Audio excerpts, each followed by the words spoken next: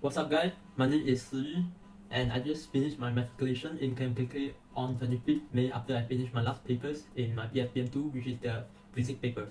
And so I have finished my matriculation and here is my thought. So in this video, I'm going to share with you guys about the experience regarding to my matriculation journey. So the first one that I want to talk about is my reflection on the matriculation journey.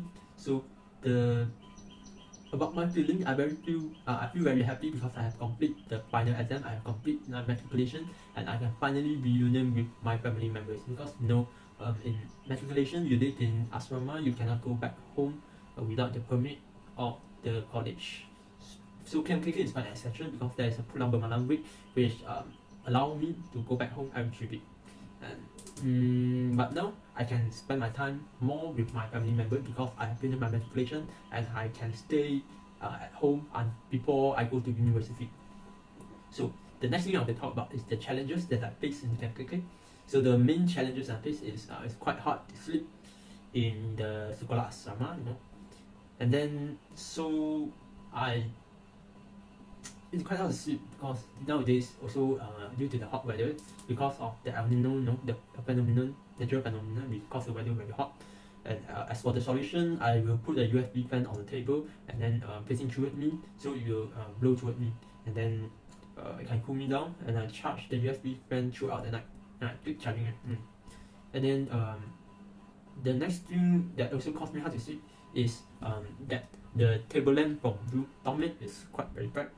Because we need to study well at midnight, and then the bright just shone on my face, so I have to wear an eye mask, so that I can block the light source from the table lamp.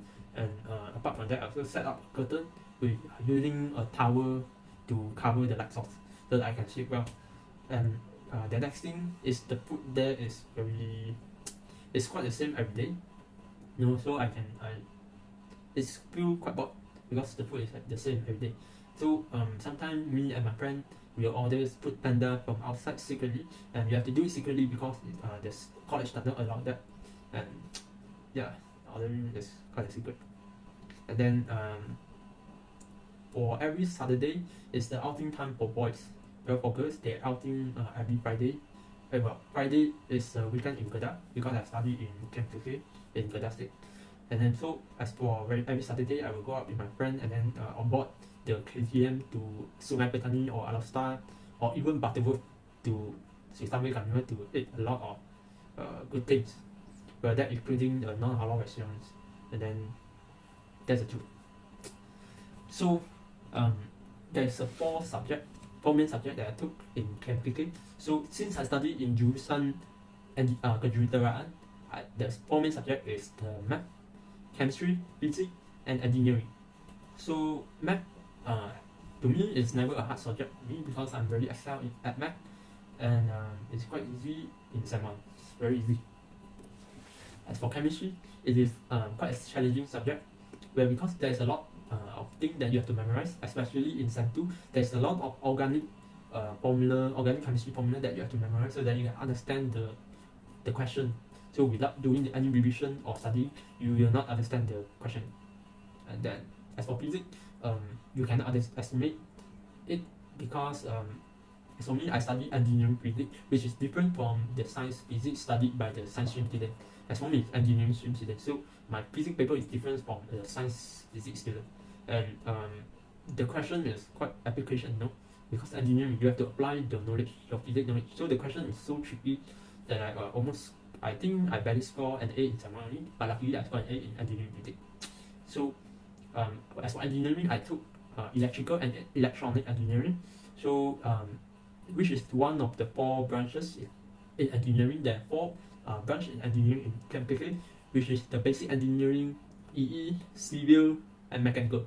So EE is one of that, which I took that. As for EE, it depends hardly on lecturer because there's no studying resource for you. If you are a biological student, you can find biological reference on the bookstore, but as for electrical engineering, you have to depend hardly on your lecturer. If you have a question that I don't understand, then you can ask. And as for me, I search online regarding to the PLC diagram, regarding to the binary addition, subtraction, and all that. So also made me smarter in physics in a way that the syllabus is quite the same, because in engineering I learn about magnetic field, and then in physics I also learn about magnetic field. But the difference is, in the engineering subject, is that the question is quite application, that you have to apply your own knowledge. They give you a situation and then you have to apply the knowledge. This is engineering. And engineering also helped me to understand more about Kirchhoff's law, which also I studied in physics. So the other subject that I took in KPK is the English, Pengajian Am, Moral, and Koko. So as for English, for English you have to focus on your web, and then I got band 4.5 in web. To study that, I also read a lot of IELTS essays. When I enter the college, I just read one article every day. I also download IELTS to enhance my own vocabulary. Okay, and I get band 4.5, which is quite good. So as for moral, you just need to remember to menghormati lecturer. Yeah, nilai menghormati. As for subject of Koko, I have competed for a position called Bendahari, which made me got an 8 mark out of 10, which is quite a high mark. So it can help me in the merit of UPU to contribute to the 10%. I also joined a lot of competition in camp during my matriculation journey. And yeah, in Pengajian Am, I do my resume properly, and I also search for the template in Canva, and then so that I can decorate my own resume, and then I put all the information, my personal information, my strength, my weakness, the results in my resume paper, and then I also took my friend's resume as a reference and then copied it out.